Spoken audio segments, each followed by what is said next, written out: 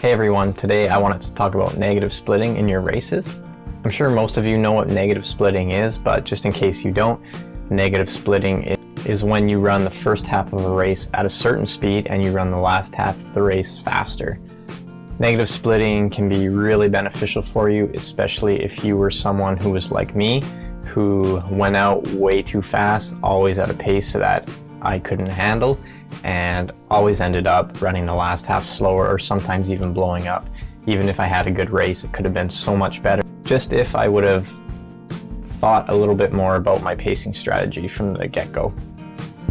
So here's a simple way you can kind of look at what to think about when you think, how do I negative split? What does that mean for me? I think negative splitting is when you start the race at a comfortable pace, something you know you can hold for the whole race, and once you get to that halfway point, or even maybe a little bit past the halfway point, if you feel good, then start to ramp it up. Just to talk about my race history for a little bit, back in the day, I've always had fairly good race results compared to the overall standings, but for probably the first four to 5 years that I started out in running and triathlon, I would always start out way too hard. I would just get to that start line, adrenaline would kick in, you'd look over at your other competitors, oh, that guy looks fast, and when the gun went off, it's like, okay, here we go, let's prove to myself that, you know, I have what it takes to beat these people, and starting out at a pace that you can't handle isn't necessarily a smart thing to do. So for the longest time, I think it was 3 years actually, I had ran probably over 5 half marathons in a 3-year period, and they were all right around that 116 mark. I could not go sub 116 for the life of me. And I did change up my training a little bit, but the one thing I did when I finally broke 116 was I negative split it for the first time in my entire life. So it was at a half marathon in my hometown of Red Deer at the time, and I was racing a guy that I had never beat before.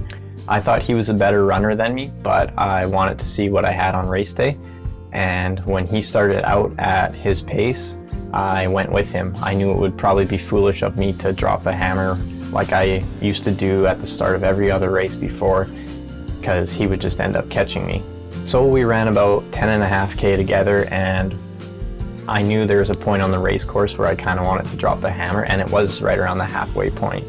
And I dropped the hammer at that point. I was feeling good up until then, and I had a huge personal best that day, and I finally broke the 116 barrier. I think I went 114 flat that day, so I took 2 minutes off my best half marathon time just from negative splitting.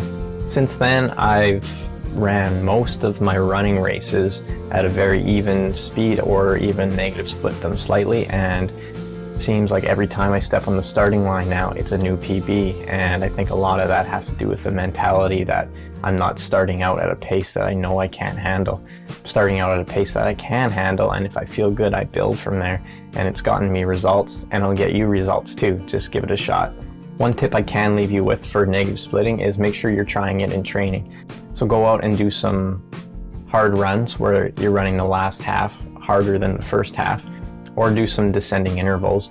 Do intervals at a medium effort, then do intervals at a moderate effort, and then do intervals to finish off at a mad effort. Easy, medium, hard, very hard.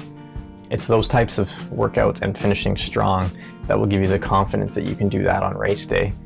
And it's funny, it still happens to me all the time. I'll be lining up at a 10K or a half marathon, and there'll be a guy next to me in a hoodie and board shorts, and he will start out at 250 per kilometer pace.